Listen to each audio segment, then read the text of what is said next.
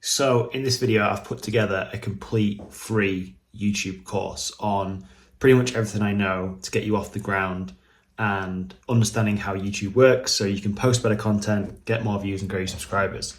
So I've split this video into 4 parts. First part is decoding the algorithm so you know exactly how that works so you can make videos to work with the algorithm and not feel like it's always against you. How to come up with viral video ideas. Doesn't matter if you've got an educational channel or an entertainment channel. This will help you come up with consistent video ideas over and over again. And then we look at titles and thumbnails or the packaging of your video, which is super important because if people don't click on your thumbnails, they're not going to watch it. So I do dive deep into my tips and tricks on that. Then I also look at YouTube Studio and how to analyze your data like a pro. So tune in, lock in, turn off your distractions. And yeah, this is a complete full course, not holding anything back. And I will leave links below to my school community below if you're looking for more help. All right, so decoding the algorithm, the YouTube algorithm to be specific. And I've put this with the matrix code in the background because I think a lot of people think the algorithm is some sort of twisted system that they have to learn how to gain, basically. It's like, everyone always talks about gaining and beating the algorithm. Well, in this video, I'm going to break down how to decode the algorithm. Now, I don't know exactly how this works. I don't think anybody does, really, unless there's the people who are actually at YouTube working on the algorithm. But I'm going to give you my best breakdown of how it works from my experience and what I've seen. So this means that you can reach more people, get more views on your videos, and just generally grow a bigger and better YouTube channel and reach your goals faster. So I'm going to make we go full screen.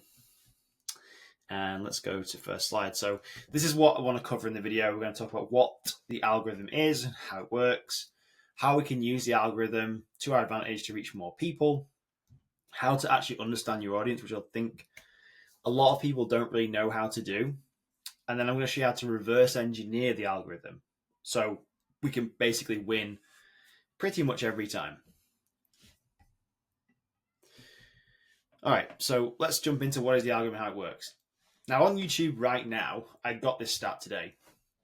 There's 5.1 billion videos on YouTube, which is insane. I can't even think about wrapping my head around it. 360 hours of new content uploaded every minute, which is also insane. So it's significant. It's increasing all the time. YouTube is just getting bigger and bigger. So when I open YouTube, and when you open YouTube, this is what my screen looked like. I grabbed this screenshot when I was putting this presentation together, and this is what I was shown. These are the different options that I was given, the different videos I was served up to watch, and you can see on there's topics that vary, and you can probably kind of gain a bit of an insight into my own interest just from seeing this. So out of those 5.1 billion views, why did these specific videos appear for me?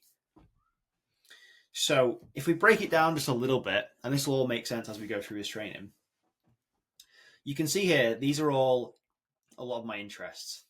So we've got cars in there, we've got self-development, we've got business, podcasts, some things on relationships. You can see the different video lengths as well in there. Some are a lot longer, more like an hour-long podcast. Some are a little bit shorter. And this is all going to vary depending on many different factors. So if we break it down into a sentence or like a system, this is the algorithm's job. It's got millions, I should even say billions there actually, of videos to choose from. And out of those millions and billions of videos, it has to rank and recommend just a handful of you, with the goal of keeping the viewer on YouTube as long as possible. So how does it pick a video? How does it pick video to serve up to you? It takes into account many different factors and touch points based on your watch history. So what have you watched in the past? What have you clicked on? What other channels do you like? Also demographics, so whereabouts you are based globally in the world, your age, your viewing behaviors, everything. shared history, so what videos you have shared to other people, positive and negative influences on the videos. If you liked videos, if you comment on videos, this is going to give YouTube an insight into who you are as a viewer and what videos you could potentially be interested in when you're on YouTube. So how do they do this? So when you were talking about YouTube ranking millions and billions of videos down to just a handful or a selection, it picks the best of the bunch, right? So if you have an interest in cars, personal development, mountain biking like I have, or whatever your interests are, it's more than likely not going to recommend you things it thinks you're not going to watch. That's why you're not seeing videos on my feed on fashion, beauty, home ownership, things like that, unless I start to show interest in those areas. So if we break it down and look at two segments of this, so we've got CTR and AVD. When it comes to YouTube figuring out what to show you, it looks at many things, and what it also looks at is what you click on and what you actually watch. So CTR stands for click-through rate. And click-through rate is basically the amount of people that see a thumbnail and then click on it. And when we're talking about CTR, we can break this down into the title, the thumbnail, and the idea or the concept of the video. So the visual things that make you want to click and actually click on to watch the video. Once you're watching the video, then we shift over to AVD, which is average viewer duration. So there's a couple of different factors that affect AVD, average viewer duration, so how long you're actually watching a video for. This could be storytelling, how good you are at keeping someone's attention, the pacing of the video, and also the length of the video, because someone's viewing behavior is going to be so different on a 3-minute video versus a 3-hour-long podcast or a video. It's just going to be completely different. So we have to take that into consideration.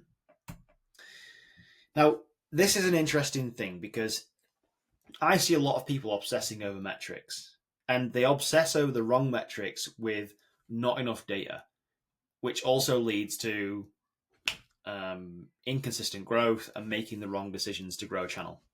So they make snap decisions based on the wrong metrics, which leads to inconsistency. Now, this screenshot just shows how metrics can change over time on a video. Now, this video currently has like 8.6 million views. It's doing quite well on my channel. It's one of the best performing ones.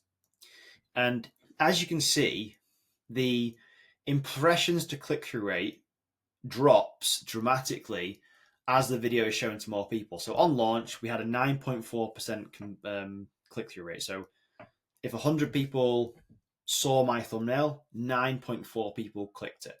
Okay. And then as the video was up to millions of views, the click-through rate has dropped dramatically. Now, if you're basing your decisions off this short-term data, in the long term, it's not going to work out in your favor. And I'm going to explain this with a little examples. So let's say you are selling cookies outside your house, right? Versus the center of LA or the center of a city. Click-through rate, or the amount of people who buy your cookies, is going to be dramatically different. So let's say, for example, you're selling cookies outside your house. You're going to have a higher click-through rate. So you're going to get, friends, family walking past, local neighbors buying your cookies, or interested first, and then if they like them, they buy them. Versus the people who are opening a cookie stand in the center of LA. You're going to get less people interested, but at the same time, you're going to be getting higher traffic, higher volume of people. So, selling cookies outside your house, you've got a low number of people coming past, but the percentage of those people who actually buy your cookies is a lot higher. Versus the higher traffic you get in a city or a more crowded space with a lower click-through rate or a lower purchase rate of these cookies. And that's the same idea when it comes to your YouTube videos. So don't make snap decisions and don't obsess over metrics is one of the big things. You need to go off data. And a lot of people, I think, don't do this, which is why they get frustrated. So this is a video that YouTube served me, right? Why did it serve me this video? Well, one, I like cars. I'm not a car fanatic, but I do like cars. And ironically, this is a video I've been watching recently a lot of because it's my dream car, Nissan Skyline R34 GTR. And my watch history shows that. I watched a lot of videos about how to actually import the cars, how to buy them, everything around them. And it's already popular, this video. So it's got 1.1 million views, this video so far. So therefore, YouTube would be silly not to recommend me this video. My dream car, it matches up with some of my behaviors that I've been doing on YouTube, and other people have already proven that it's an interesting video. So I might like this. So that's just a bit of an insight into one video. So where do views come from? Because not all views are actually created equal on YouTube, as you're going to see in a second. So there's 4 buckets we've got here where you can get views from. Now, on YouTube, there are different places where your views can be generated. Now, this shouldn't be hidden. Behind here is a picture of a home screen. So like we showed at the start, the home screen and the sidebar here is where people are browsing. So, you're browsing through the homepage and you can select your video to watch. Same on the sidebar when you're watching another video. You'll see videos and choices all around from videos you can actually choose from. Then we've got suggested videos. So these are generally in the sidebar around a video you're already watching and on the end screen of videos. So it's suggesting videos to you, basically.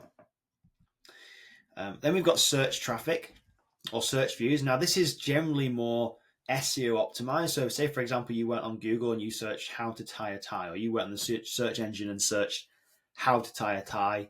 This is showing me videos that have that key phrase in the title there, how to tie a tie. And it's in the description, how to tie a tie. Very clear thumbnail of a guy tying a tie. So that's a specific type of view as well. And then we have external. So this is from basically anywhere that's not on YouTube. So it could be Instagram, Facebook, LinkedIn, whatever, where you're sending people from those platforms to this YouTube video. So this is one of the key things that actually changed the game for me, right? Now, if you are getting frustrated with the algorithm and you can't figure it out, or you can't seem to beat the algorithm, replace the algorithm with the word audience, because the algorithm is just trying to serve up videos for an audience of people. It's not here for people like us, for the creators. It's here for the viewers of those videos. So this is like a before and after. If you're saying the algorithm didn't like my video, replace it with audience. The audience didn't like my video. It starts to get you to think differently of what the audience might not like about your video. And if your goal is to grow on YouTube, which I'm fairly sure it is if you're watching this video, you need your videos to rank higher to both your current audience, your core audience, and your potential audience you could reach. I'm going to break this down in a very cool concept in a second, which will make a lot of sense. Now, your potential audience is your TAM, your TAM, your total addressable market. So in any niche, you have what's called a TAM, or a total addressable market. These are the people on YouTube that you are potentially able to reach. Now, this doesn't have to be people who are core fans of your channel. I'm going to show you in a second, actually. I'm going to not go too much into detail. Otherwise, I will overwhelm you. So I'm going to just explain it with a diagram. But we've covered basically what I believe the algorithm is and how it works. Now, I could probably do a whole video on this on itself, but that's generally how I see the algorithm working. And a lot of people find it confusing and get stuck because they're feeling like they're fighting this battle against this algorithm, or they feel the algorithm is against them as a small channel. It's not the case. You just have to learn roughly how it works and understand that if you can help YouTube reach their business goals, they will help you reach yours. So let's take a look now at how we can actually reach more people and reach this bigger potential pool of audiences, right? Now, a lot of the friends I have and people I've met on YouTube get frustrated because their videos either flop, especially videos that they put a lot of effort into, or they flatline and they don't understand why. And the reason is they don't have what's called a CCN fit. And I learned this from my mentor, Paddy Galloway. Paddy is an Irish YouTube strategist, a view maximizer, he calls himself. And I paid him a lot of money to help me with YouTube. And he is one of the reasons behind the growth of one of my main channels. So I took this concept from him, so full credit to him, but this will explain it very well. CCN, this is how you describe it. So we've got core, casual, and new. Now, you need to make videos that fit all three of these categories, or hit all three of these categories. The problem is, though, a lot of people are finding themselves stuck at this core stage. They can't break through. They're posting videos. The videos are getting consistently the same views, and they're not breaking through, going viral, and reaching this new potential audience, right? So a core viewer is someone who watches every single one of your videos. They tune into every single one. They're core fans of your channel. There's not that many of them in comparison to the potential audience you can reach, but these are the core people who watch every one of your videos. A casual viewer is someone who dips in and out of your channel, watches a few of them here and there, don't comment too much, almost sit on the sidelines. They're casually there, though. And then our new potential audience is people who have never heard of you before. They may never have seen you before, come across you before, but this is the larger pool that we're aiming for here. So how do we take our videos that only target our core viewers and put them in front of all this potentially lucrative growth of viewers? Well, I'll show you an example, right? And these are just some of my friends on YouTube. This is one example, right? And if you look at the views on this channel, it's getting consistent views, but very few of the videos are actually breaking through and being shown to a wider audience. So we've got, 25, 30,000 views, 30,000 views, 40,000 views. No video is really breaking through. And that's because I believe this channel is only targeting core videos. They're making videos that are suited these core viewers. And it's not giving the potential audience a chance to see them. Same with this channel here. Consistent views, but no videos really breaking through and actually reaching this new potential audience, which is what we're all trying to do, but no one seems to know how to. 4,000, 8,000, 2,000, 6,000, they're okay, but could be way better. I'll give you an example from my channel also, and these are videos that have performed well. I've actually filtered these videos to videos that have performed the best on my channel, and you can see that they follow a pattern. Now, one thing I want to just clear up, you don't have to ride on the edge of cliffs and do all this crazy stuff that I do to get views and grow a YouTube channel. You just don't. You just need to understand the concepts and the principles I'm teaching you. So if you look at these videos, these 8 videos, they all have something in common. And these are all things I've identified that people want to see and that contribute to a video reaching that potential audience. So they're all very extreme or perceivedly extreme. They all have perceived risk. They're not common. They show adventure, and they have storytelling involved in them. They're all roughly similar video length as well. If you see, between about 20 and 30 minutes long. And it's proven to work really, really well so far for me. So let's break this down further. And this is a video I posted on the channel about a different topic. And you'll see this on your channel. If you get consistent views, 30,000 views, 40,000 views, like those other channels I was showing you, and then you post a video about a completely different topic, you will see a massive drop in views. Now, I posted this video about a week ago, right? And you can see here, 3,500 views. It's not reaching anywhere near those other view videos. And I knew that was going to happen. Less views, less relatable, not as appealing. Therefore, YouTube does not push it to a wider audience because it's only just about appealing to a small segment of those core viewers. So that's something to keep in mind. You need to make the algorithm's job easy. Like I said before, if you can help YouTube reach their goal in business, they will help you reach yours. And their goal isn't to help us as creators reach our goals. They do help us do that, but their main goal is to keep viewers watching YouTube videos. And to do that, they have to put videos in front of those viewers they are most likely to watch. Because if they can do that, they can run more ads to them and grow their business faster and make more money. That's basically it. Same again, if people stay on the platform longer, YouTube can show them more ads and they can make more money. You help them as creators and they will help you reach your goal. So I've kind of broken down a little bit more how to reach more people. So we need to build videos and create videos that fit this CCN filter.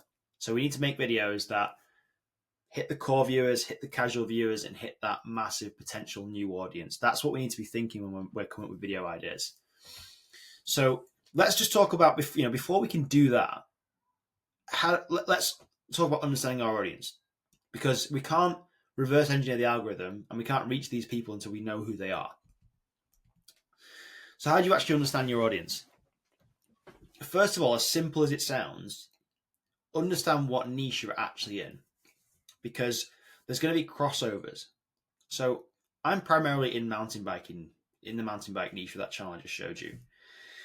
But there's also crossovers into extreme sports, into these longer ASMR style videos.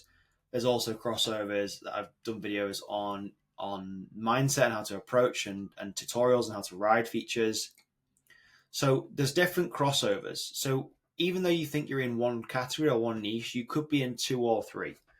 So it's good to know who your audience even is, right? Like, think of your core viewers. Who are they? And how big is your potential audience size? So the best way to figure this out, if you go onto your own channel or even some of the top performing channels within your niche, go and look at some of the videos on their channel that have performed the best. Look at how many views they've got. Look at how many people they've reached. And then compare those similar styles of videos to yours. Because this is going to give you an idea of what the TAM is in the actual niche, the total addressable market. And then you can kind of gauge where you are on that scale. Maybe you're making videos that are only reaching 10% of the TAM, the TAM in your industry, in your niche. Maybe you are at 50%. Maybe there's another 50% you could gain.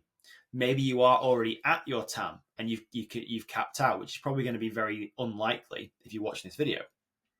But that's where you should think about things. Generally in your niche, look at how big the views are and just see where you are on that scale. And that's going to help you unlock a lot of things. And then look at what they are like. So who are your audience? Demographics. Like, what's their vibe? What kind of videos do they enjoy? What do they not enjoy? So yeah, going back to what I was just saying there, I just jumped ahead of myself a little bit. Go into your YouTube studio and look at the demographics. Again, this is going back to understanding what niche you're actually in. Look at your YouTube studio demographics. Look at other channels that your audience watches. So in your YouTube studio, you'll be able to see where the breakdown is of your audience in different countries, their age range, their gender, their watch time, like when they want to go on YouTube the most, like when's the most popular for them. And it will also tell you as well where those viewers are coming from to find your channels and videos. So those are good places to start doing your research. Like what other videos are suggesting your content, because that can give you an idea again for future video ideas, and also a good idea of who your audience actually is. So we're going to jump back a little bit to how big your audience size is. And this is kind of just breaking down the CCN filter I showed you before. This is your audience, you got your potential audience, and you got your whole of YouTube. Now we want to be trying to make videos that are up in these higher brackets, really. So ask yourself the question, where are your current videos in terms of views? How are they currently doing against other people in your niche? Are they reaching new potentials, or are they stagnant? Are they just capping out and reaching the core audience, which is more than likely? And do you feel like you're hitting this glass ceiling every time you post? So again, look at top performing videos on your channel, on your own channel. Look at top performing videos and channels in your niche. And a good place to actually go for this is smaller channels, believe it or not, because you'll be able to find breakout topics and breakout videos that you might be able to innovate upon. So again, one of my core theories on this is to never you don't need to reinvent the wheel, right? You just need to innovate and come up with cool ideas. And the way we do that is by looking what's already working on YouTube. So yeah, when we're looking at our audience, again, what's the vibe? What are they already watching? What do they find funny, interesting? What do they find useful, helpful? What do they not find useful and helpful that you might already be posting on your channel that is not contributing to your growth? I don't like sitting down doing all these avatar documents to find out my audience, but I do like to keep these questions front of mind when I'm creating videos and understanding where I sit in the current YouTube landscape, because I know that's going to help me in the future growth of my channel and where I want to take things. So once you have a better understanding of your audience, you'll be able to create content that is better fit for your total addressable market, or your TAM. And so, yeah, now we've identified what the algorithm is, how it works, how to reach more people, how to understand your audience a lot better. Now I want to talk about how to reverse engineer the algorithm. Okay. So I'm going to jump into this in a future module as well, but just understand that when we're reverse engineering the algorithm, like I said, you don't need to reinvent the wheel. Looking for patterns and using pattern recognition from titles and thumbnails is a great starting point. Understanding what is already proven to work, that can give you a good indication.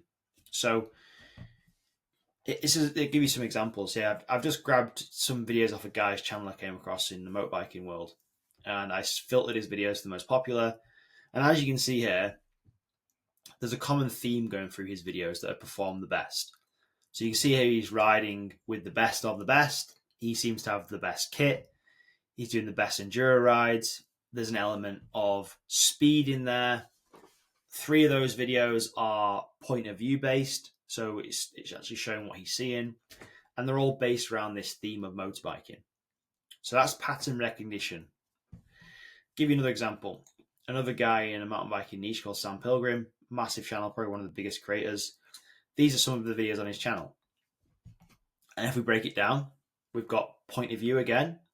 We've got bike mods. So doing modifications to bikes. Again, very interesting niche to go into. But it's within biking, but it's also modifications, tutorials. It's almost that type of video here is going to be interesting to people who aren't even interested in mountain biking. And then obviously we've got elements of extremeness in some of these clips as well. There's girls in there as well, but I would argue that urban downhill race run down crazy stairs is pretty insane. Same again in the car niche. So Matt Armstrong, one of the biggest car creators. Let's look at his channel. If you notice, there's a common theme of his thumbnails. There's generally only 2 or 3 points of contact with the eye, which I'm going to break all this down in the future videos. Don't worry about this too much. But you can see here we have, a car. Matt Armstrong is present in the thumbnails, and there's a bit of text in some of them. It's not confusing at all. Matt Armstrong is also using bright clothing, and he is also showcasing expensive cars or expensive vehicles in unique situations, i.e. being drowned, outside a Rolls-Royce garage, they're all smashed up. So these grab attention and create curiosity. And with Matt Armstrong's videos, you kind of left wondering, you read the title and you look at his thumbnail, and there's so much intrigue and curiosity that you just have to click to find out what happens in these videos. And the same goes for a lot of the other channels that I've mentioned, and any channels that you come across when you find pattern recognition. So I encourage you to start doing this on some other channels. So when you're just doing YouTube research and looking for video ideas, start looking at some of your favorite creators and just see if you can spot pattern recognition of some of their most popular videos, because you might be able to innovate and model those ideas. And this is what we've covered in this module. We've covered how the algorithm works, what it is, how it works, how to reach more people, understanding your audience better, and then reverse engineering that algorithm. I could go a lot deeper into all this, and I do plan to, but that should give you the basis of how to decode the algorithm and how it actually works. So it's not about just firing random videos at the wall and seeing what sticks. The fastest way for growth on YouTube is to do your research, look at what's already working, look at what's not working, and start coming up with ideas. And the next video is going to cover exactly this, so don't worry too much about that. That's the algorithm in a nutshell. All right, so in this video, we're going to talk about how to come up with viral video ideas. So here's what we're going to cover. 4 points: idea strategy, idea brainstorming, narrowing down those ideas, those stronger ideas, and then developing winning video ideas. So what you're going to see in this is a system and a structure to help you find outlier video ideas. And outliers, as you'll see, are the key to reaching the most amount of people on YouTube and the fastest way to grow a channel. So let's first of all jump into idea strategy. So idea strategy, your video ideas are literally the lifeblood of your channel. They're everything. A lot of people give these hardly any thought whatsoever, and then they're a bit disappointed and confused as to why the channel isn't growing. And if you actually ask yourself the question, how long are you actually spending on coming up with ideas for your channel? Like, how much time are you sitting down, blocking it out, no distractions, and actually thinking of ideas and coming up with a plan to grow your channel? For most people, ideas are literally an afterthought. It's something they do after they've made all their videos and their content, and it's really a backwards way to think about it. And you probably experienced this, the view ceiling. So you post videos, and they could be amazing videos, by the way. They could be amazingly shot, but yet still you reach this invisible ceiling that you simply can't seem to break through all the time. And the view ceiling is basically comes about through weak ideas, which again caps your growth. It's just like caps the growth completely, and you can't break through it. And the only solution that I know of is to come up with better, stronger video ideas. Sounds really simple. So let's break this idea down. And this is a concept that should help you understand things. So where you are right now is probably in these two small circles. The actual views you're getting, and maybe you break out of this small circle into the bigger circle, but you just can't seem to break through into this potential view area, which is where the whole of YouTube is basically, and everyone who's watching YouTube. And most people spend most of their time in here. The system I want to share with you in this video is going to help you consistently stay up in this area and have a system for coming up with video ideas that keep you up there. So let's break a few things down. The most effective way of reaching your TAM, or your total addressable market, or potential views of a video idea for your channel is by uncovering outlier video ideas. So what the hell is an outlier video? An outlier video idea are videos that have outperformed the average of a channel. So if you have a channel and it's consistently posting like videos, and every video gets like 10,000 views, and then you post one video and it gets 100,000 views, that would be an outlier video.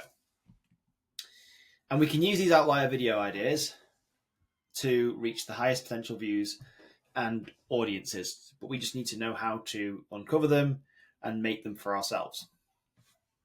So let's do a demo, and I'm going to show you two methods here. I'm going to show you the slow method and the fast method. Both are pretty powerful. There's a tool that I use called 1 of 10, and you can simply use the YouTube search bar as well to do this. It just takes a lot longer to filter through things. So I'm just going to hop over to YouTube and I'll pop you over here. And let's just pick a channel, right? I'm going to go through my homepage here. And let's just pick a channel. So let's go with one that's fairly small. Some of these are massive channels, so I'm just going to do this. Let's go with Let's try.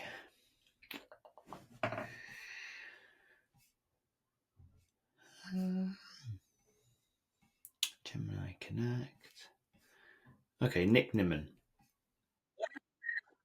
Actually, he's quite a big channel, so we'll find another one.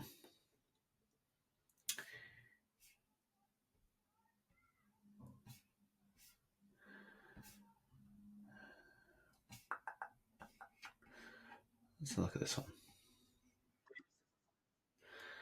So this guy called Tim Young has posted 123 videos, has 7,000 subscribers. And you see a lot of his videos here are fluctuating around 1,000 views. You know, some have done 33,400 views. So let's just filter these by most popular. And you can see here on this channel, we have 3 videos that have been posted in the last few months that are what I would call outlier video ideas. So they've considerably outdone every other video on his channel by like over 10-fold, 50-folds in some, like crazy. So we can use this as an idea as to what is breaking out in this niche. So this is a guy who has built an 8-figure company, holding company, and on his channel he talks about mindset business lessons, which I knew along the way. So, you know, you can actually take outlier video ideas from other niches, especially thumbnail design, title ideas, and things like that. But it's also very handy if you're looking at someone in your own niche for video ideas and outlier video ideas. So this is one way to do it. Filter them by most popular and just see what the most popular videos are. And we can start to see outlier video ideas. Now, one thing you have to keep in mind is that you don't want to be looking at videos that have done an extortion amount of views or that are outliers that were posted 10 years ago because it's not relevant. You want outlier video ideas that are relevant. So I would just make sure that they are within the last few months or within the last 6 months because that's kind of more relevant. So let's now go on to 1 of 10. And this is a paid tool, but it will speed up this process massively, right? So I already have my channel in here, and you can add any channel, and you can see it's already pulling data of popular videos, you know, that could be of interest to me to look into. And what we can do here, we can filter videos. So you can see this button here, filter. I'll just show you how this works. So let's say we want the publication date to be in the last 6 months. So I'm going to show the videos that have been posted in the last 6 months. And then we want a multiplier on this. So a multiplier is by how many times more a channel has views on a video that is more of its average, if that makes any sense. So let's go. I mean, you can play around with this, but you can see over 2, it may be too much. But let's just go for 3. And what you can also do is, if you want to look at slightly smaller channels, which is interesting, you can bring this down a bit. And let's just look at channels that are under, say, 100,000, right? In my mountain biking niche, 102,000.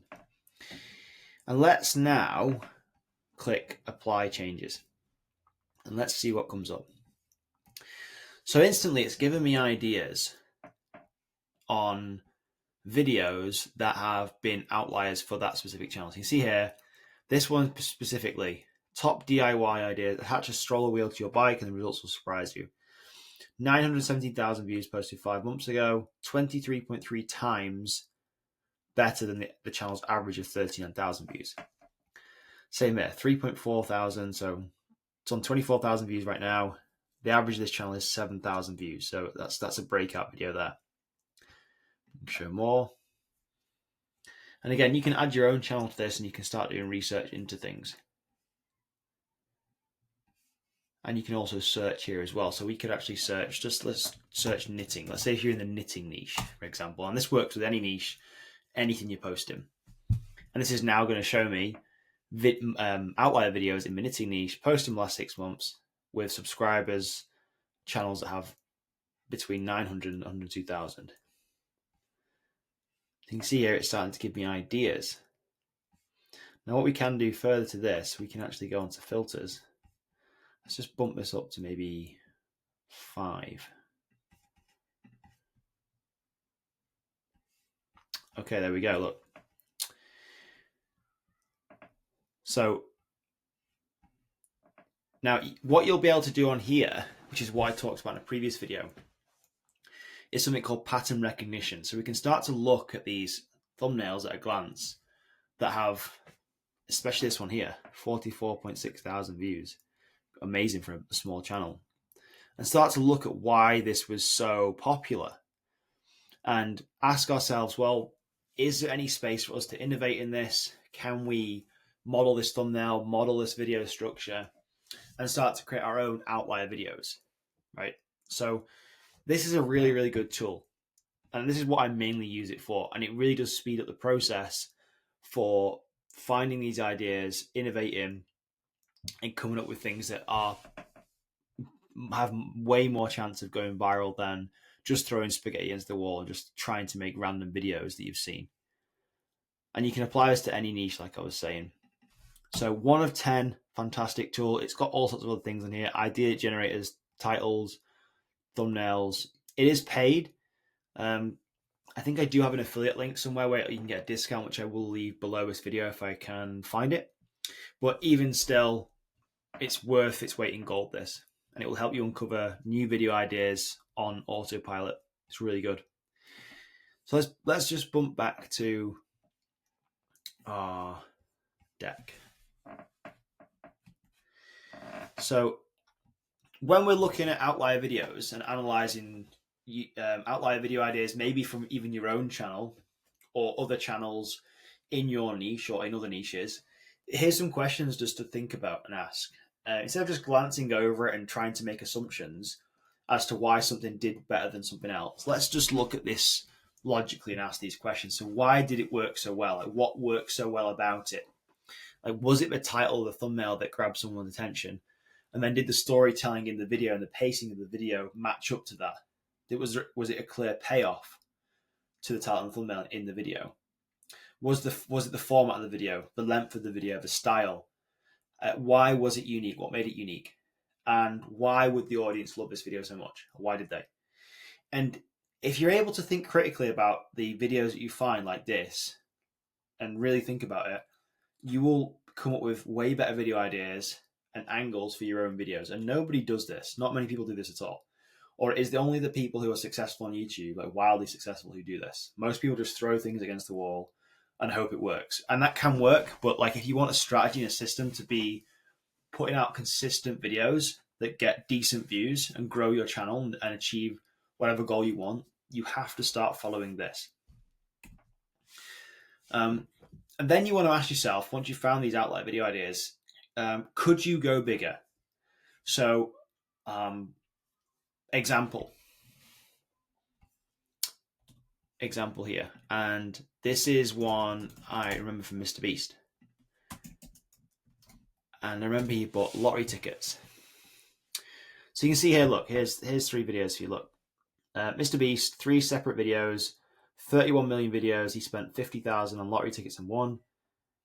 Next one, he did 100,000 on lottery tickets and won, 57 million views. And then he did a million on lottery tickets and won. That's like more than 3 times the views. So yeah, that's an example of going bigger. And it kind of goes back to what I was talking about in a previous module of not being afraid to repeating a format that works and it's proven to work. But you can also look at other creators and other channels and think, well, is there a possibility or space for me to go bigger than this creator has done? Is there a possibility for me to innovate on top of what they've already done? Now, some people think, oh, this is copy and this is, I can't do that. It's already been done. That's ridiculous. It's very rare that you will create a brand new, unique piece of content on YouTube. You probably might come across opportunities like that, but it's not going to be every video. Every video is already going to be based off what has been made, and you're adding your own unique spin on it, your own unique twist to the angle. And Another question I think is cool to ask is, let's just say X is a celebrity. So what would a celebrity of your choosing do if they were in your niche? Say, example, like you have a big creator in a different niche. What would they do if they were in your niche? How would they position things? What would they think about things? What would they do? And these can really start getting the brain ticking and start getting to think bigger. So we covered idea strategy, and honestly, outlier videos, they're the thing that really did blow up my channel and the other channels I've built. It's just a game changer. So let's move on to idea brainstorming next. And brainstorming, there's a couple of ways we can do this. We can look at our own channel, again, for outlier video ideas. So we can look at videos that have performed well and ask ourselves, okay, is there a possibility that we can repeat a video that we've already done, like the same format, the same concept, the same title? You'll see this repeated across YouTube with many creators. If they latch on to and find a certain style of video and it works, what you'd be stupid not to repeat that. Don't just think if you've done one style, you can't do it again, because you could repeat it in different locations. You could repeat it for different people. You can even just do the same video, just in like a different time, and it would probably still perform. Then you can look at other channels in your niche. So look at top creators, look at up and coming creators, look at people through your YouTube studio, and look at what videos are being suggested. What other channels are suggesting your content.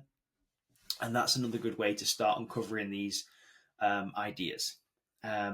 Same with channels in other niches. I always look outside of my own niche. My main niche for my big channel is mountain biking, but I always look outside into hiking, canoeing, kayaking, skydiving, cars, literally everything. That's my YouTube brain is so wired now when it's on YouTube to look at YouTube like a business. Like I do watch videos when I switch off and stuff, but a lot of times when I'm on YouTube, I'm thinking of video ideas and brainstorming all the time. And once you start getting into this mindset, you'll do the same as well. So here's an example, right? Just move this and show you. A year ago, I posted a video that got 20 million views. It's still getting ridiculous views now. And I wasn't scared to repeat that winning video idea. So I took the similar concept and applied it again. And we have another video that's done 2.3 million views in a couple of months later. So again, don't be afraid to do that. Like I will definitely be repeating this proven concept for my channel. I took the same text, applied the same logic and emotional state that the thumbnail on the left here evokes, which is like I'm riding on the edge of a cliff, looks very dangerous. You see the trail that goes off ahead of me. And I applied that to as well as I could to this thumbnail, which again is just crazy in itself. And then I delivered on that in the video. But again, don't think that you have to be doing the same things as I'm doing in these thumbnails to do this, to get results on YouTube. You just have to think about the principles. Same again. This is again the Friends channel I was talking about previously in another video. So he had this concept of like, it's basically him positioned as a normal mountain biker, regular guy going to these places, and he's asking himself the question, is Dovey Bike Park a wasted trip for normal riders? Is this place too hard for beginners? And you can see here, is Bike Park Wales a wasted trip for a normal mountain biker? Did really well for his channel. This is an outlier on his channel. And then he posted the same style video, is Dovey Bike Park a wasted trip for normal mountain bikers? Same again, 131,000 views. Boom. Same concept. And he could go back to Bike Park Wales and create the same video, slight bit of a twist on the title, similar idea of him just riding the bike park, and he could do that. He could. Don't be scared of repeating content. Here's another one that I found. This is a guy who creates interesting content called Chris Howard. And he's doubling down on what's working. So look, literally the same, very similar thumbnail. Testing banned sports products, banned shoes in a marathon. 1 million views, 5 million views. I cheated sports using an exoskeleton. 2.4 million views. I cheated a marathon using an exoskeleton. So this is kind of a mix of all of them.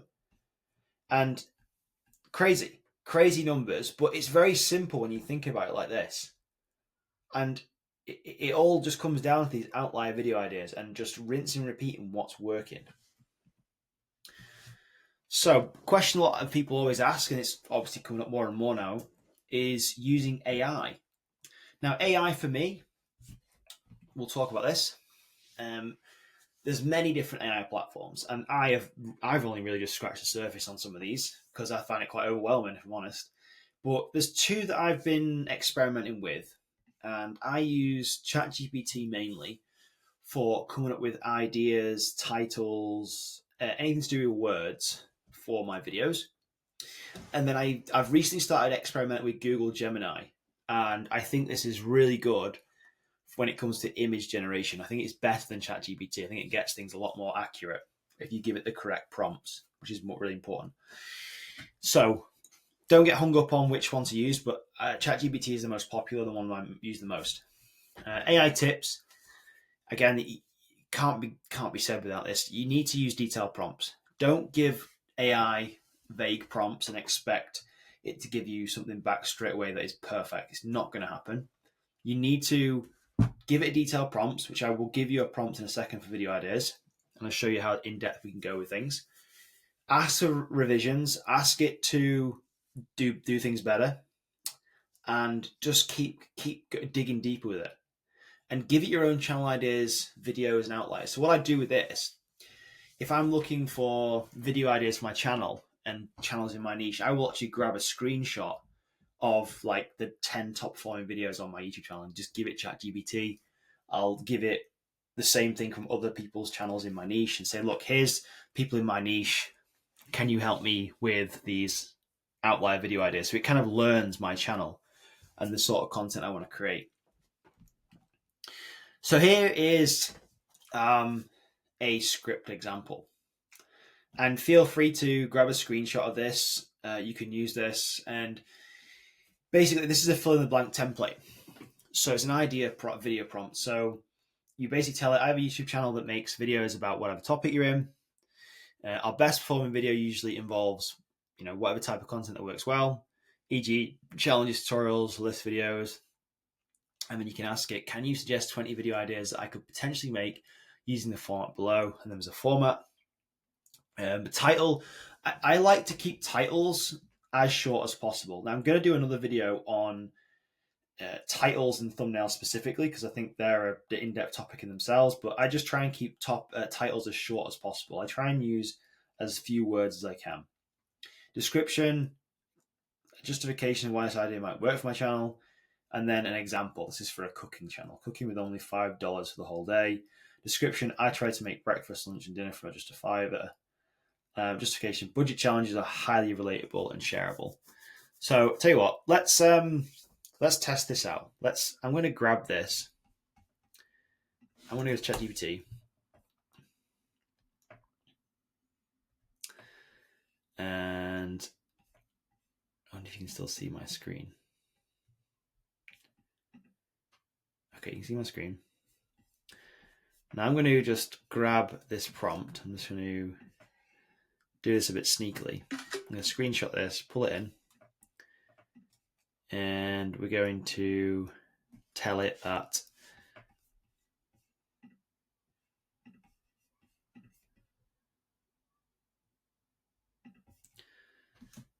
channel I post videos about mountain biking, adventure, see screenshot attached of my top performing videos. So I'll just go and grab that now. This is generally what I would do. And let's go to my channel. Videos, most popular. And let's just grab the 12 top videos, pull that in.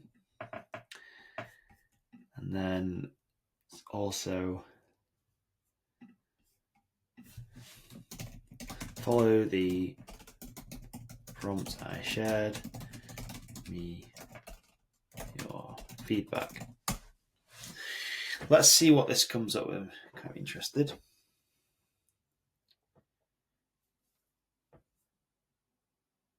Give it a second. Okay. So here we go. We've got 20 video ideas for my channel. Riding the steepest stairs I've ever found. PB down craziest stairs at urban freeride spots. Sketchiest wooden features I've ridden. Can I survive the world's longest downhill trail? Most insane bike park lines I rode in Europe. Riding the world's narrowest mountain bike bridge. Can I beat 500 riders in mega downhill race? So you can see here, with this detailed prompt, it's giving me some really good ideas. Now, I'll just go back to my slide, because one thing I don't want you to do is just take these ideas and start making them. We have to have a process in place. So this is where it comes down to the next part of narrowing down those ideas. So we've done the strategy, we've brainstormed ideas. Now let's look at narrowing down potential viable ideas and developing the stronger ideas. So by now, by going through that process with ChatGPT and your own knowledge, the tools I've shared, you should have a fairly big list of video ideas that you could make that could work quite well. But I don't want you just to start taking those ideas and start going crazy and getting excited and shooting them just yet. There's a few more steps involved. We need to narrow them down and develop our best and most viable video ideas. Okay. So to do this, we need a filter in place. We need to filter out the noise, and we need to ask ourselves a few questions about the ideas that we have. So first off, sometimes videos just might not be viable for you, whether from a financial standpoint or just simply too hard to get to a location, or just isn't viable. It's just not possible right now. So you need to ask yourself an honest question. Can I actually make this video? Is it viable for me to make this video idea? If it's not, rule it out for now. Then you want to ask you, does this video actually excite you, this idea? Because there's nothing worse than working on video ideas that you just simply don't like. You want to be passionate and enjoying what you're doing, right? So ask yourself, does this idea excite you? If it does, rule it in, keep it in the mix. Now we need to ask ourselves, does it have a max viewer potential? Or going back to what I shared earlier about the CCN fit, core, casual, and new viewers, can we reach the maximum TAM, the TAM, with this video idea? And we can find this out by looking at other channels and looking at the potential of the videos that you found, and just ballparking and coming up with an idea of like, could this video reach our core viewers, our casual viewers, and that new broad audience? Can it do it? If it can, rule it in. If it can't, put it to one side for now. And this is interesting, okay? So most people will think of the title and thumbnail after they've recorded the video. I want you to stop there, and I want you to start thinking about this the other way around. Because if I can't make a title or a thumbnail for a video, I won't go and make the video. Because let's think about this. You could shoot the most amazing video, but if nobody clicks on your title or thumbnail, they're not going to watch that amazing content. So we need to switch things around, and we need to ask ourselves, can we make a strong title or thumbnail for this video idea? If we can, rule it in. If we can't, park it to one side for now. Okay, that's how I narrow down video ideas. And I would just do this in a simple Google Sheet. So we've got like a nice list of ideas that we can potentially work on. So developing winning video ideas. So far, you have a system for finding consistent ideas. Consistent outlier video ideas, should I say. And you now have a filter for eliminating the less viable options. So now we need to focus on our strongest ideas for further development.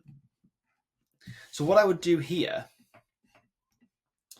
is I would pick one of your ideas and start thinking about what a potential thumbnail could look like. And again, a great tool for this is looking at YouTube search, looking at other channels, and using that tool 1 of 10, which I highly recommend, because you can see from a bird's eye view patterns through different thumbnails, like what's actually working, what are people clicking on, what are the elements of a thumbnail that's making this clickable, and then start coming up with some sketching ideas. I've actually got one here that I came up with for a channel. And when I say sketches, I literally mean things just like this. Literally, it's a piece of paper with a square on. This is a picture of an axe and a camera. It's just little ideas that I have for things. And underneath that sketch, and you can do this on your computer, you can use it wherever you want really, list out 3 to 5 points that conceptualize the thumbnail idea. So, like, what about this thumbnail is going to be, like, it's going to work? What's going to gain the click? And then you want to create a quick outline of how the video would look. So once you've got the packaging, kind of like how the thumbnail could look, how's the video going to look? How are you going to intro it? What are you going to cover? What points are you going to cover? And again, don't go too deep in this. That's not the point of it. You just need a quick outline, a quick 5 points, boom, boom, boom, boom, just so it gives you an idea and gets those brain juices flowing. And you want to do that with your top performing or top most viable ideas that you've narrowed down your search in the last point. So this is what we've covered so far. We've looked at the idea strategy. We've talked about how to brainstorm ideas. We've then narrowed those ideas down, and then we've developed those ideas into potential winning video ideas. So honestly, outlier video ideas are the way forward. And if you just keep throwing spaghetti against the wall and just making random videos because maybe you've seen another creator doing it, or you just have a brainwave and you think, oh, I'm going to go and make that video, you will consistently be butting your head up against the wall with videos that just don't perform how you want. And I've been there. That's why I know this. Now, when I learned about outlier video ideas, that's when things changed for me on YouTube. And I say it with all honesty. You spend more time on the ideation of the video. Instead of trying to put out content every single day or every single week, focus more of your time on coming up with the ideas for your channel. Because the ideas, like we said at the start of this module, the ideas are everything for your channel. They're literally the lifeblood of it. You need good ideas. You need to package those ideas up in a good thumbnail and title. And then you need some good storytelling inside. And just great content. That's how I would think about things. Well, I hope that was useful, guys. And I'll see you in the next video. So we're going to cover the power of packaging in this video. And this is going to be a super, super powerful module. Probably one of my favorites too. So I'm going to start this off with showing you this picture. This is a picture of basketball. And this was a YouTube video, posted a long time ago. And the title of the video was something along the lines of The Power of the Magnuson Effect. And it was like a technical video showing what would happen, like spinning a basketball. And in the video, they actually threw this basketball off a dam. And the video did okay. It did like maybe 100,000 views, maybe a little bit more. And then somebody re-uploaded the video and changed the title, changed the thumbnail to this. What happens when spinning ball is thrown off a dam? And it got 9.5 million views. And this literally shows you the compound effect and the power of good packaging, which is your title and your thumbnail, and how profound it can be. Because I think a lot of people are overthinking this, or like they leave the packaging, the title, the thumbnail as an afterthought, and then they wonder why their channel doesn't grow. So this is how powerful your packaging can be. So that's what I want to cover in this video. We're going to talk about why great packaging can be the difference between 1,000 views and 1 million plus. The exact process for writing titles that demand clicks. And then I'm going to take you through some thumbnail design principles that make people stop scrolling. So this is all going to be about how to create titles and thumbnails that get clicks. So this is the harsh truth. And I think people have their process for thumbnails and titles backwards, because let's just face it, like if people don't click on your thumbnail in YouTube, they're not going to watch the video. So you could put in so much effort, time, energy, sometimes money into creating the best video ever, what you think is the best video ever. But nobody's going to get to see that video unless they click on the thumbnail. So we need to flip the script and start thinking about how important thumbnails and titles are. So yeah, same again. People have to click on one of these thumbnails that you're showing on YouTube. No matter how good your video is, it dies if the packaging fails. So if you can't get the click, people aren't going to watch. And the packaging, I've just grabbed 3 thumbnails here off YouTube through random videos. And this is the packaging, the title and the thumbnail. And they work together psychologically to earn the click of the viewer. And we can break YouTube down into 2 things. So we have clicks, which is basically the thumbnail and title, the packaging, and then the watch time. And these both contribute to the views and the growth of your channel. And the packaging is 50% of the growth equation. And most of you are leaving easy money on the table. And when I say this, instead of putting 80% of your time into the actual video, I'd like you to start thinking about flipping that script and putting 80% of your time into the thumbnail and the title and the packaging of your video before you even start shooting and filming a video. If you are currently creating a thumbnail and title 20 minutes before you upload a video on YouTube, it's not just 50% of this growth you're missing out on, because as I've experienced on my channel, by a simple thumbnail change, that has resulted in one of the most profitable and the most views on a video on my channel. I have a video on there now that has generated multiple tens of thousands of dollars, and it has done like 20 million views, still continues to get thousands of views every day. And that was posted 2 or 3 years ago. And it's this power of compounding. So it's not just 50% of your growth you're missing out on. It's the compounding effect as you add more videos to your channel and you grow further and further on. Like, that's the power of thumbnails and titles. So don't think of thumbnails and titles as an afterthought. Start putting more time and energy into them. And I'm going to show you exactly how to do that in this training. And this is a quote I thought was quite useful for people from the mentor of mine, Paddy Galloway, an Irish YouTube strategist. And he says, if you can't package an idea into a clickable title and thumbnail, it's not a YouTube idea, because we need that click. We need people to click it. We need to get them to click that thumbnail to watch our video. So let's first of all look at titles. This is like part of the packaging equation. So the exact process for writing titles that demand clicks. So I'll just give you some quick title principles. And if I were you, I'd try and keep things as short as possible. Now, I've put a star next to this because sometimes you'll see videos with longer titles. But what I kind of mean by this is try and keep it under 50 characters if possible, because if you go over that on a mobile device, it'll cut your title off and you get the ...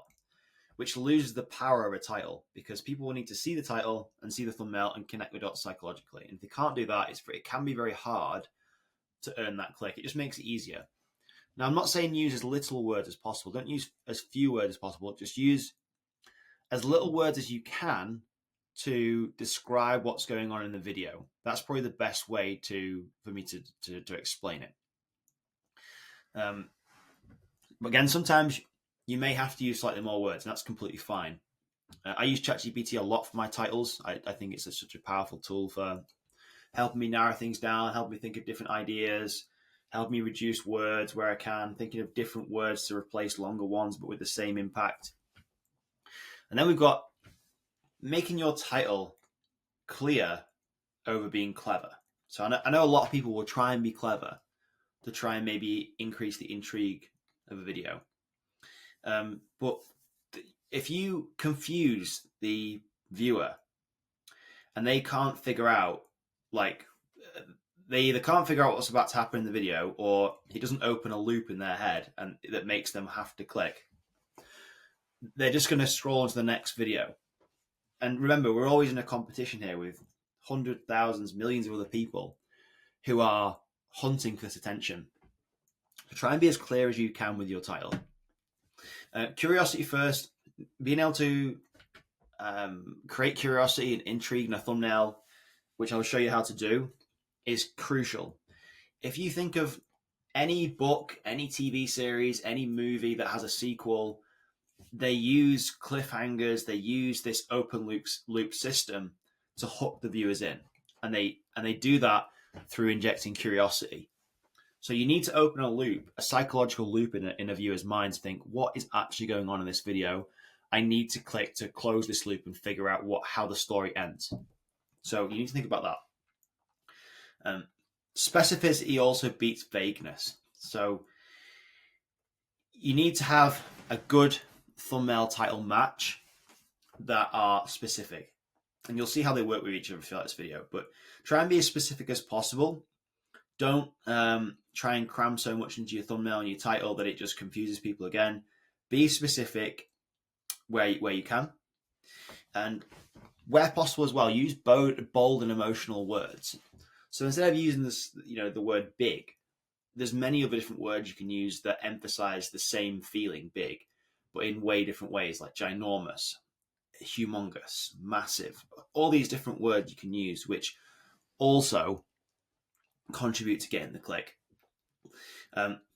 All you need to do there, like it says, you've got one job, get the click. So let's look at the stage of title development. And I use a lot of ChatGPT and other AI tools to help me with this. But I want to show you how a title, a viral title, is made in the beginning, like the thought process, right? So stage one, you have this raw, boring idea. It's almost like the back of a napkin style idea. You just literally writing notes down of what could potentially be in your title. And I'm going to give you an example here of an apartment in New York City, and you'll see how this develops as we go on. But you want this just to be boring and diary-like. So just think of your back of your napkin, write down anything that comes to mind of what's actually in the video. Now, the problem here, though, is it's too descriptive, there's no tension, and there's probably no curiosity. So then we need to build upon this. But we've got a starting point. So the second stage is how we add curiosity. Now we've taken stage one, apartment tour in NYC, New York City, or looking at lofts in New York. Now, let's see if we can add some curiosity to this. So I found a loft in NYC, or inside a New York City loft you've never seen. Can you see how those two different title ideas or angles are similar but also very different? And this stage two is better than just the raw diary-like title because it's just discovery, but it still can be stronger. So let's add a twist into that, and or tension or the open loop. So let's look at this now. I found the best loft in NYC, but nobody wants it. So how does this? Think about how this creates an open loop. It's specific for one. It's telling you that it's found an NYC loft, and the fact it's the best loft, and that's the emotional part of it. Curiosity. Why would you have the best NYC loft, but then nobody wants it? That's the cognitive dissonance. That's the open loop that will generate the click. And this is that example in action. So I found this from a creator, and this is the thumbnail he had. Great looking thumbnail, great looking apartment. I found the best loft NYC, but New York City, best loft in NYC, but nobody wants it. How can you look at that and think, wow, it looks such a cool space, but nobody wants it? And the open loop is trying to get the closure on why nobody wants it. And again, look at the views on it. That's the power of curiosity. So we've covered some basic thumbnail principles. And if you keep those principles in mind for the titles, they will help you out massively. Now, I do use AI a lot. I don't rely on AI for titles, but I do use it for idea generation, helping me expand ideas, and all things like that. So let's look at thumbnails now. So here's just some design principles that will make people stop scrolling. And these are the three parts that go into making an effective thumbnail.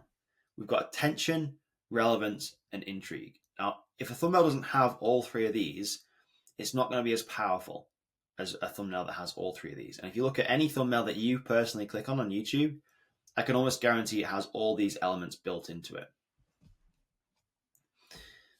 So here's some principles that I like to go off with thumbnails. So it's got to pass the glance test, right? And I will show you what the glance test is here. Now, if we're scrolling through YouTube we literally have a split second to grab someone's attention. And if somebody can't quickly glance at your thumbnail and title and understand what's going on, it's not going to be very powerful. So if I flash this off the screen in a second, you'll see how powerful this idea is. So viewers should be able to understand your thumbnail and title in under a second. And remember to design your thumbnails. This is key. Design your thumbnails for small screens, phones first. Now, this is changing all the time because a lot of my thumbnails are being watched on TVs now. A lot of my videos are being watched on TVs, as yours probably will be as well. But there's still a lot of people watching YouTube videos on their phone. And, you know, I'm guilty of this sometimes, but I design my thumbnails on a MacBook in my house, and it's got a huge screen. So I like to zoom out every now and again and make the thumbnail really small and ask myself the question, like, you know, can this pass the glance test? Is this easily understandable, even at how small this is? Because people make these thumbnails on huge screens, and that's not how a viewer would actually see it on their phone. So you need to think about that.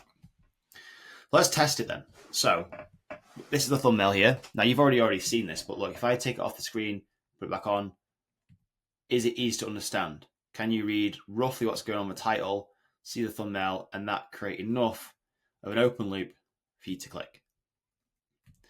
Now here's, again, this is a principle. This is a video I found from another channel. And this is the principle of not overcrowding your thumbnails too much and keeping them as simple as possible. Now let's do the glance test on this thumbnail. Now I know you just have time to read it, but look, it's really hard to understand what's going on. It's very crowded. It's probably not doing this video enough justice at all, right? Compared to this. Very simple, very to the point, versus this is super hard to read. So let's just go back here. Then I want to go into showing you how you should only have 3 points of contact with the eye on a thumbnail. This is probably one of the most important concepts I've learned. Now, a lot of people will try and cram their thumbnails like full. They'll put an image on there, they'll put text on there, they'll do all this stuff. It's almost like a sign of desperation, try and get the click. But it actually has the reverse effect. And I'll show you this, but what I mean now. So you want 3 elements on the thumbnail. Now, look at this image and glance at this image. Now, for me, the 3 images, so the 3 points of eye contact on this is the bike zooming towards the house is the second point, and then the text on the screen. Obviously, you've got the car here as well, but that's kind of like part of the image, but I would say the text, the house, and the bike zooming towards the house is the main portion of this image. Like if that car wasn't in the image, it probably would still do really well. But I suppose that's almost showing a speed element in the thumbnail as well. But I think if they remove the car from this, it would still do just as well. So, same with this one. We've got an F1 car versus a racing drone. Max Verstappen as well, who's obviously one of the best Formula One drivers. And you can just see here, F1 car, drone, racetrack, there's 3 elements at play. It's very easy to understand what's going on or what you're about to get yourself into if you click on this to watch the video. Another great creator of mine I love watching, Matt Armstrong, does a lot of car videos. So, yeah, 3 elements here. We've got Matt himself. He's always prominent in his thumbnails. We've got the smash car. And then we've got the text with Jeremy Clarkson on there, also another big name. But it's not overcrowded at all. You know, the thumbnail is full, but it's also very empty if you know what I mean. So let's just boost back to here a second. There's a couple of points I want to talk about. So you want to try and show action, tension, emotion, or open that loop as I was saying. And text. Do you need text on the thumbnail? Well, I would only use text if it's necessary, because there's some thumbnails you just don't need text. If a thumbnail clearly describes the title and it's very obvious what's going on, you adding text may just overcrowd the thumbnail. But if it needs a little bit more explaining with an arrow or a bit of text, like Matt Jones did here, like this is kind of powerful here. Like this almost adds a bit more oomph to the thumbnail by saying my house, because he could be jumping over anybody's house, but I think the fact that he's jumping over his own house adds another element of tension to this thumbnail and video. I think it's amazing. Contrast and color pop. So try and use contrasting colors in your thumbnails. You want to try and make colors. I should get a color thumbnail up on the screen now. If you search Google for color wheel, sorry, you want to use opposite colors on the thumbnail. So say, for example, I'll give you an example here on Matt's video. So blue and red contrast. So that's a really good color contrast to use. So the red and the blue just creates such a stark thing going on here. Red and green also. Red and green is also another good color contrast. Red and green again. You can see how it just helps pop the image.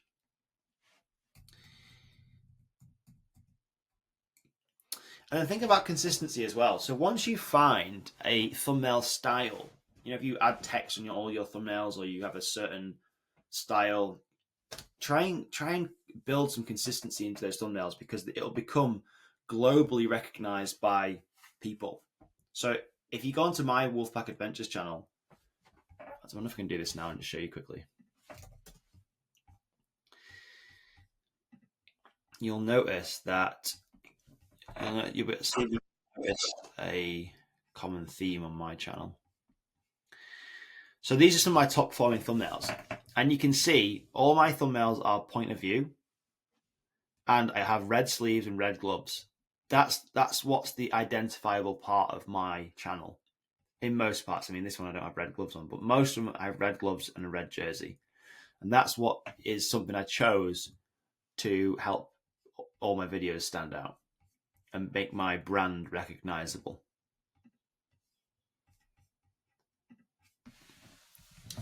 So let's move on to looking at some proven styles of thumbnails, because there's different styles that you can go with, and I want to just break some of these down for you. So just give you some inspiration. The Oh My God thumbnail. So this is a bloody funny video by Mark Robert. Look at the views, 140 million, and he created this squirrel maze in his garden, like a Ninja Warrior course for squirrels. And with a thumbnail like this, you're just thinking, like, what the hell? It's like an awe-inspiring thumbnail. It's creative. I mean, most people could create this thumbnail, but it's just, you look at it and your jaw just drops, thinking, I never thought that was, never thought of that. Crazy. Sometimes an awe-inspiring or oh my God thumbnail can be quite hard to create or recreate, but it's something to keep in mind. It just makes your audience literally the jaws drop and think, what the hell is going on here? And again, the views, look at the views. Then we have what's called an open loop. So this is the ultimate curiosity builder for a thumbnail. And again, 13 million views. Did you know that your PlayStation control can do this? And if you notice, he has capitalized the word this, and then in his thumbnail, he has a red arrow pointing to a seemingly obvious button on a PlayStation controller with the word genius. Now, you can't look at that and think, what? Like, if you're an avid PlayStation user, this guy is opening the loop, the fact that you might have missed something very obvious. And your first inkling is probably to watch the video and then to go and figure out if this genius idea is even true. And again, the views, look at that, how well that works with thumbnail and title and the packaging. And none of this is super difficult to make. You just have to adopt the right mindset and start doing this. It's anybody can create this thumbnail. This is very simple. Then we've got the result thumbnail. And again, this is super simple. This is literally, I found a video of someone how to tie your shoes. And the image is literally somebody tying their shoes. It's not a very good quality image, but I just wanted to try and explain to you, like, that's if you're trying to demonstrate a result, how to do something, then just show the result in your thumbnail. Then we've got the comparison. This works very well and is used a lot in the tech space, in fashion, it's used a lot across the board, actually. This is 2 laptop comparisons, and it's just basically showing like a head-to-head between two heroes in the image. Then we have the one that's actually called the hero.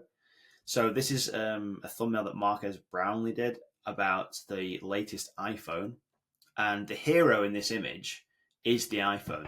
So again, you just want to use that hero as a front line and center in the thumbnail as part of the main eye catcher.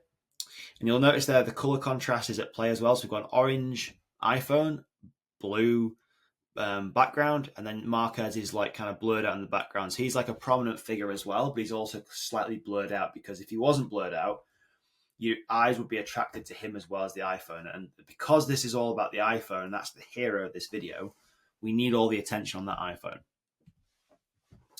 Then we've got the shock and awe. So this is great if you want to display emotion, action, or tension.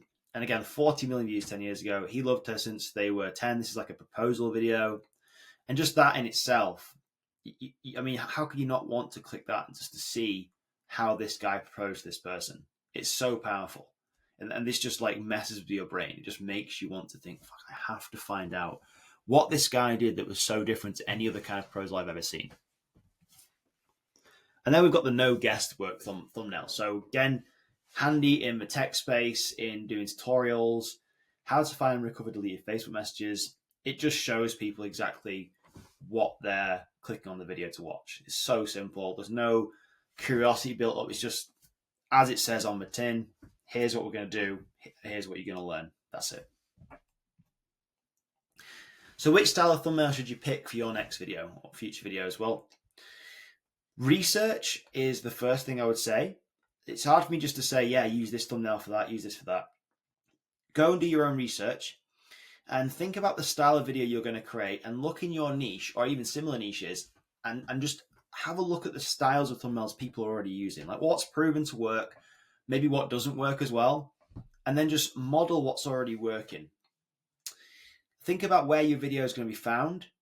Think about your actual viewer, how, where they are on a scale of like knowing who you are, like how complex your thumbnail needs to be in terms of what you need to put in it, what you need to avoid putting in it, the colors you should use. Because, when I say think about a viewer, what I mean is if they're more professional versus a childlike audience, the colors and the imagery you're going to use for those two styles of thumbnails are going to be completely different. And then the last one is kind of pretty important. Is the thumbnail viable? Like the Mark Rober example of you having to make a Squirrel Ninja Warrior arena in your garden, that might not be viable for you. But the thumbnail actually might be impossible to make for you right now. So think about that. And you want to do all this before you start making your video. I tell you, it's going to save you so much time and hassle, and you're actually going to get better results from it in the future as a result of your videos. So here's just some tools that how I make my thumbnails. These are some of my favorite tools. I've gone through 1 of 10 before. I use 1 of 10 to uncover outlier video ideas. So these are how I come up with a lot of my video ideas. It makes it so easy to scan through what's working in my niche, what's working in other niches, and just to give me really, really good ideas before I even started shooting. I love this tool so much. When it comes to thumbnail design, I use a platform called Canva, and I've used Canva now for like 7, 8 years. And I think it's a fantastic tool for creating and editing thumbnails. It's got everything you need in there. It's really easy to use. I think it's way better than using Photoshop and Lightroom and all this stuff. I think they're just too complicated, if you ask me. Everything I've ever done is in Canva. It's a really good tool. And I also use this, which is bloody fantastic. So once you've created a thumbnail in Canva, you want to know what it might look like on YouTube, right? So you upload it to this website, thumbnailpreview.com, and it will then show you what your thumbnail is going to look like up against all these other videos that might show up. And you can kind of, again, look at this from a bird's eye view and think, well, does my thumbnail stand out? Does the title work with the thumbnail? And this is all before you actually upload it to YouTube. So again, another fantastic tool for you to check out. It's free. I think you can use it for like 3 or 5 attempts every day. So I just use that. You can pay for it to get unlimited, but I don't really see why you need to. And then a couple more points on thumbnails. So how do you know if a thumbnail is good? So once you've got a couple of thumbnails, and I do recommend you make a few. So when you're making thumbnails for a video, try and come up with 2 or 3 designs that you can test when you upload to YouTube, because I know a lot of people will just make one thumbnail for a video, they'll upload it to YouTube, and then that's it. I like to create 2 or 3 thumbnails per video so I can test them. So once I upload a video and it goes live, I can then switch out thumbnails to see if they have a positive impact on my video. Again, that kind of goes into the best upload practices. When you upload a video to YouTube and it goes live, try not to make any changes, say in the first, I would probably say 6 hours, 4 hours, 6 hours. Then if you want to change something, only change one element. So change your title, change your thumbnail, and then watch like a hawk your views and see if it has a positive impact on your video. If not, revert back and change something else and just see and have a test around. You won't negatively affect a video's performance. It'll only say neutral or it'll go up. YouTube won't penalize you as well for changing thumbnails or titles once you upload it. They actually have now a thumbnail and title tester. So it's called A/B testing. So you can upload a title and thumbnail to YouTube, or you can upload up to 3, and you can set your video live, and YouTube will actually cycle through your 3 thumbnails and 3 titles to find the best fit and the most clickable thumbnail and title. And then it'll tell you, here's what we should run with, here's what we should use. That's my training on packaging. But honestly, I think it's the most powerful thing you can learn. Understanding how to package your title and thumbnail will, if you could do anything to grow your YouTube channel, this is one of the skills I would hone all my skills into master. It's so profound, but people overlook it, and it drives me absolutely insane. So I hope this has been useful, and I will see you in the next training. So YouTube Studio, I wanted to do a video breaking down how I use YouTube Studio and how I interpret metrics, how I interpret data to make better videos in the future and videos that are proven to work. So this is my YouTube Studio for Wolfpack Adventures.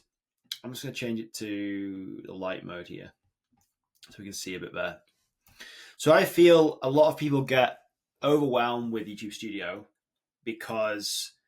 or get over obsessed with the data before they have enough of it, which can lead to you making decisions based on not enough data and short-term thinking, which can lead to the short-term growth of a channel, which is not what you really want.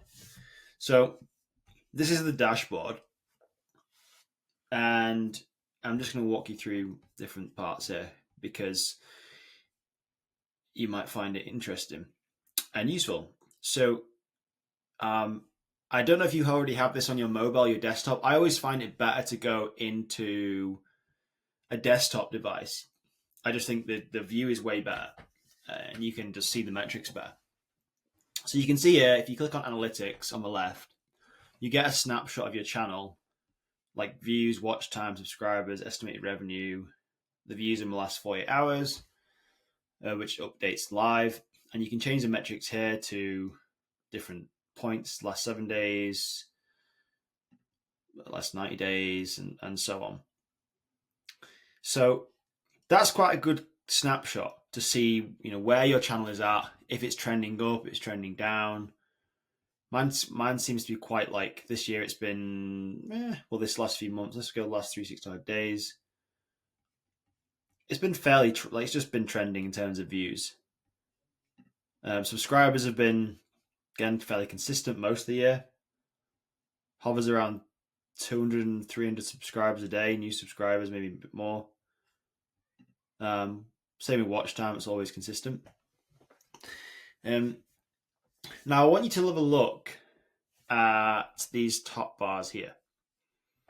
So if we click content, it will take us to this page, and we get a high level view of the content we've posted in this last time frame here, which I'll just keep to the last 28 days. So you can see where new viewers are coming from, if you post in a mix of shorts or long form videos, what the split is between those, where your regular viewers are, if they're watching shorts or longer videos, where your subscribers are coming from, whether your views are coming from, how many pieces of published content you've put out, it's just a really handy tool from a high level to see where your channel is at.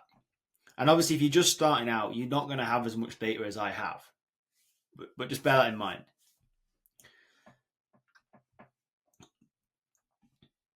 So I use this a fair bit just to get a snapshot of where my channel is in space and time. And what we can do further here, we can click into each of these tabs and it will break down the videos, shorts, posts, or playlists. So I mainly post videos on this channel. I do post shorts, but I mainly focus on my long form YouTube videos. You might be different, but this is what I do. Now, when you get enough data, you're able to look, and YouTube gives you all these metrics, right? Because remember, YouTube wants your videos to perform well. If your videos perform well, they can run more ads in your videos and make more money from you. So it's like a cycle that works both ways. And they try and give you all the data as clear and simple as possible to show you what's working and what's not, right? So let's just take this for example here. This is audience retention. And this is key moments in some of my videos that I might want to actually look at. So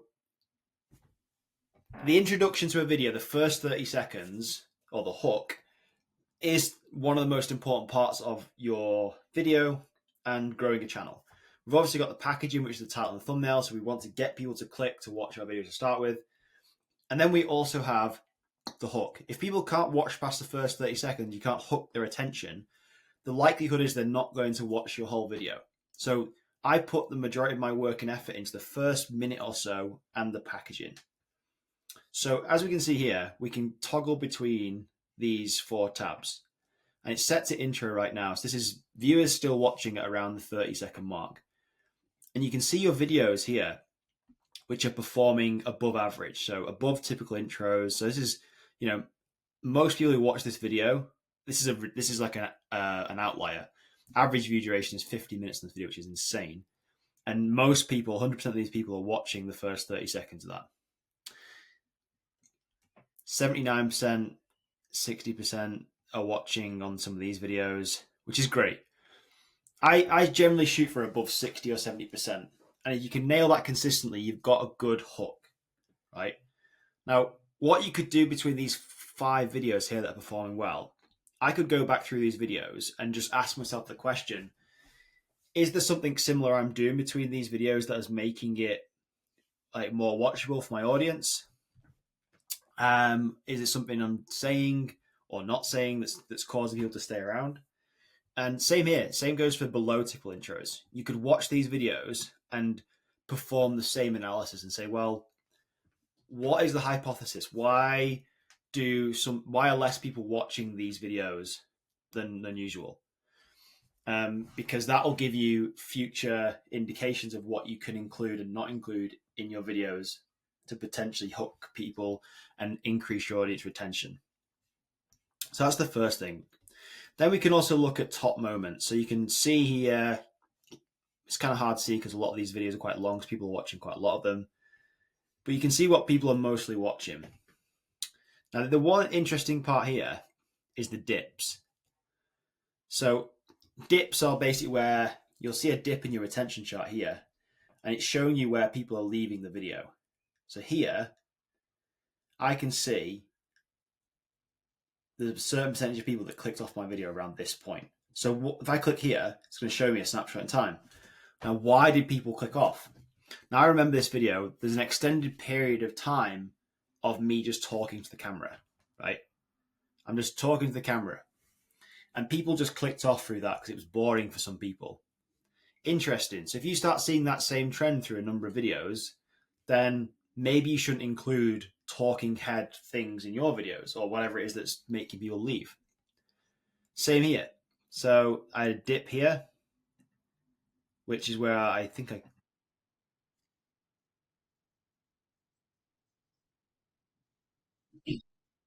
So again, this section I'm talking on the camera, but there isn't really much action happening.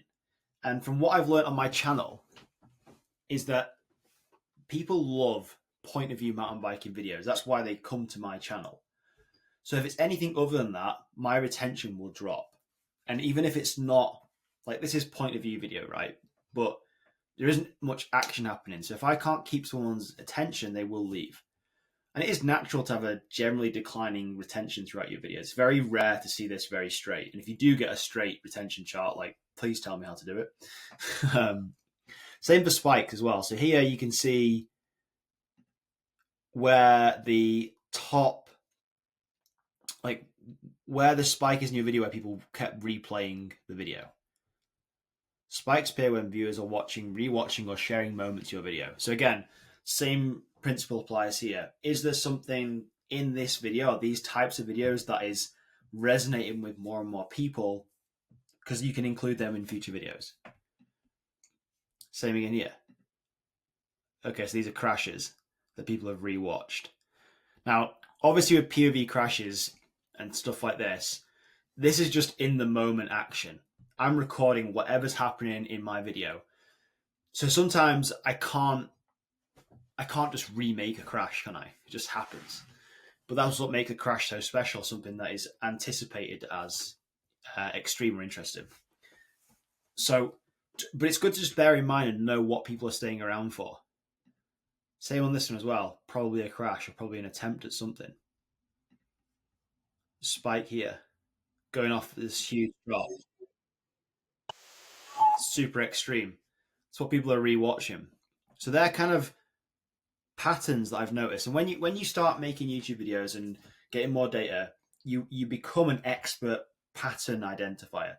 All you're doing is identifying patterns. Remember, I'm always saying, don't reinvent the wheel with YouTube. Do not reinvent the wheel. You will go crazy. YouTube, there's millions and billions of hours of videos of YouTube. All the data is already there. You just got to find out what people are already interested in and make more of that in your own unique style. That's all you need to do. Don't reinvent the wheel. Don't be trying to look for unique things. Just look at what's working or look at what's not working. Adjust your track accordingly. So that's how I use this part of the studio. Again, shorts is very similar, but I don't post that many shorts. So I very rarely go in here. Posts, sometimes I do posts in my page, but again, it's not very often. It is a great way to build community in there though, especially if you're selling a product or you want to divert someone to a Patreon page or something like that. Now let's look at the audience. So this is interesting. And in here, you can find out about your audience and their behaviors. So this has always been updated. This is new to me. New viewers, casual viewers, regular viewers. So ideally, you want to be attracting all three of these types of viewers to your channel. So we've got regular viewers. These are the people, I guess, who are watch your channel in 6 or more months over the past year. Casual viewers, watch your channel in up to 5 months over the past year. A new viewer, watch your channel for the first time. So the first time viewers, the people we want to attract. We want to start building a relationship with these people. But again, we can't forget about our regular viewers. These are our core diehard fans. So you have to make videos that appeal to all three of these people. So I'll just give you an example. In fact, it even tells, YouTube is even telling me here, look, right, I'll show you this. Let me just go give us some more data. Past 365 days. This is brilliant. Now, regular viewers. Now, all my top performing videos that have gone viral are in this chart. They hit the regular viewers, showing me that my regular core fans love point of view mountain biking. The casual viewer, again, you can see a common trend there. They're also dipping in and watching some of my POV videos. Same with the new people who are coming to my channel who've never seen my videos before. These really broad topic videos are very appealing to those people. Now, you'll notice that what you won't see on here are videos like this one here, where I tested these robot legs out, or this video here where I was testing cameras out. 7,000 views, 4,000 views, like diabolical views. And that's because they only appeal to a very, very small amount of my audience, versus these videos that get 340,000 views, 120,000 views, 266,000 views. This is the reason why my videos are resonating so much with all these types of audiences. And if you can nail this, your channel will grow so much faster. So I think the point I'm trying to say is that YouTube gives you the data to use. And it even says here, here's the videos that are growing your audience in the last 90 days. New viewers who return, moderate, low. So again, you can just get ideas here. And also here, channels that your audience watches. If you're looking for ideas for videos that your audience also watches, go and check out some of these other channels and see if there's anything on there that you can replicate. Let's just go back to Lifetime. Let's see what it comes up with here. I'm guessing you'll probably see some slightly different names, but not too dissimilar. Okay, it's struggling to gather data for Lifetime.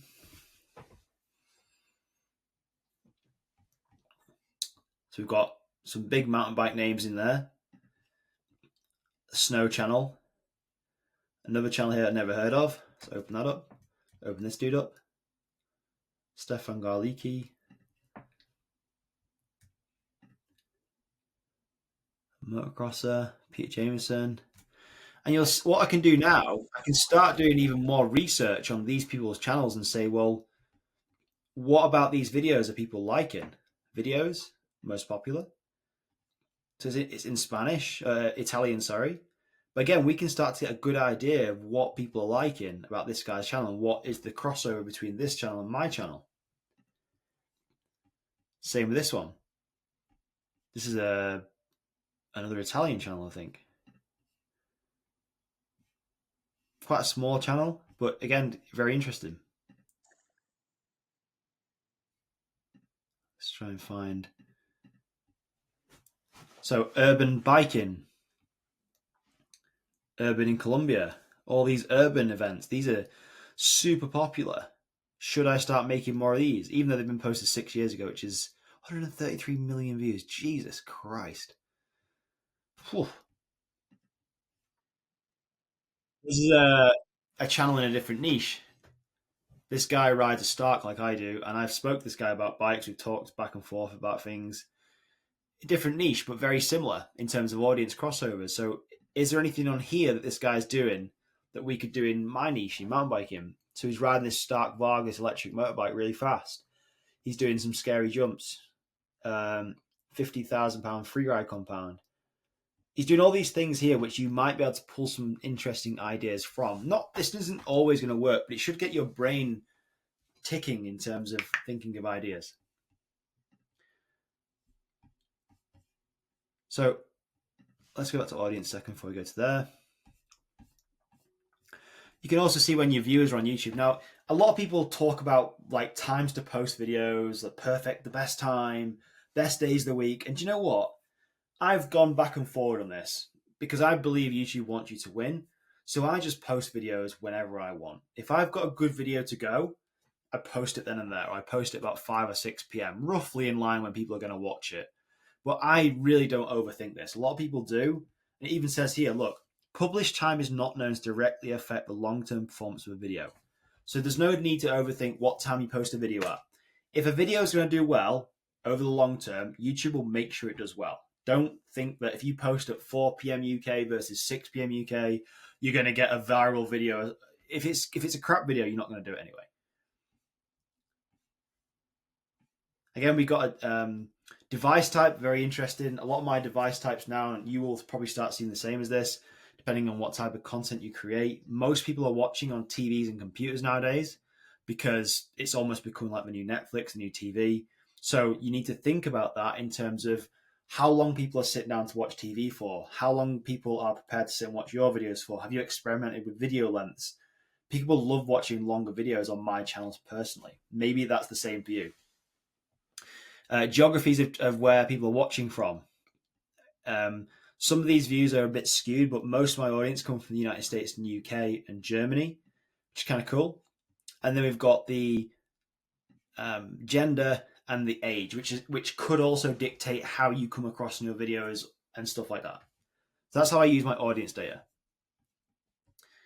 Revenue, obviously, this breaks down where your money is coming from if you are relying on ad revenue from YouTube, which I actually don't recommend you do. Like you'll see in the classroom course, Passion to Profit, that is all about creating a course, or sorry, monetizing your knowledge with a product or a service off YouTube. It's not about ad revenue.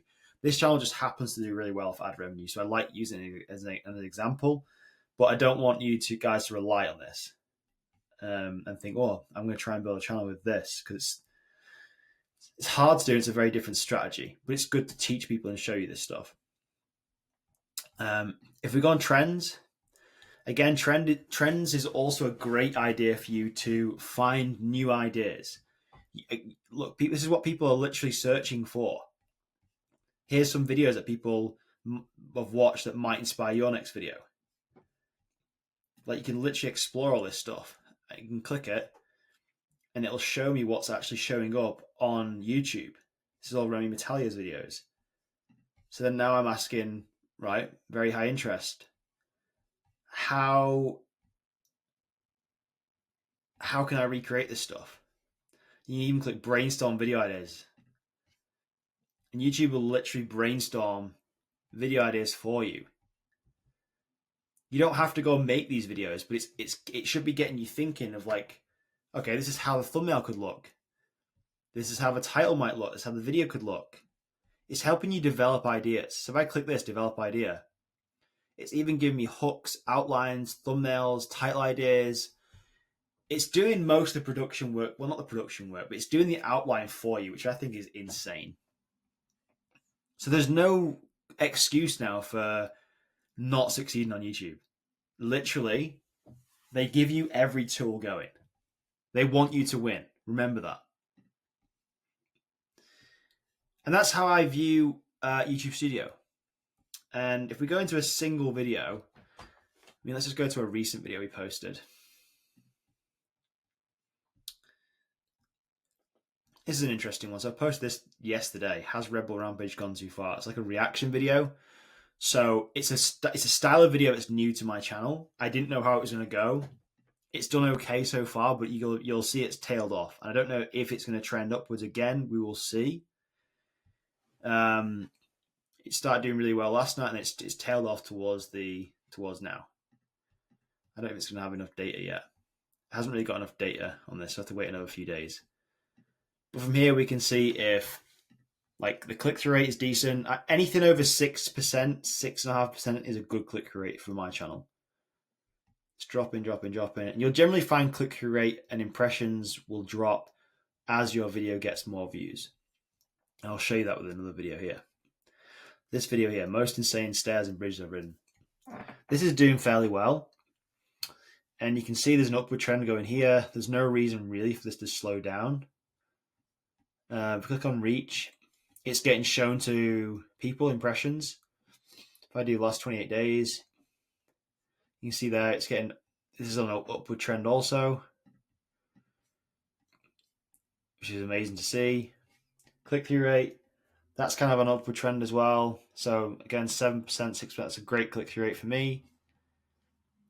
So there's no reason why that shouldn't continue going.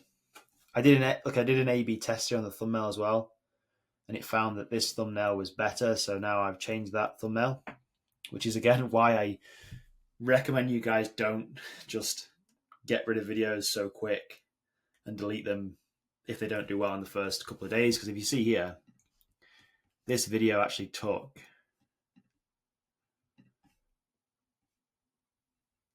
it took a couple of weeks to start taking off. So don't just delete things after a day or so, because if I'd done that, I'd have lost out on all this and the potential future growth this channel is going to have. And because I think my audience is primarily in the US. Yeah. You see now it's 4 p.m. UK. So this video is starting to get more views as the US is starting to wake up. Fantastic. That's generally how I read YouTube Studio. But hopefully that simplifies things. I think the main takeaway from this video is, in the beginning, if you're a small channel like a lot of you guys might be in this group, don't obsess over YouTube Studio. Don't take, if you're only on small amounts of data, don't use them as pivotal decision makers in your channel. Only do it when you've got a lot of data, but the actual process of looking at your data, how I've just done, is the same. So if you need any help with anything, let me know. And I hope that was useful. So thanks for tuning in to the entire course I've put together. Fair play for reaching this far. If you want more help with growing your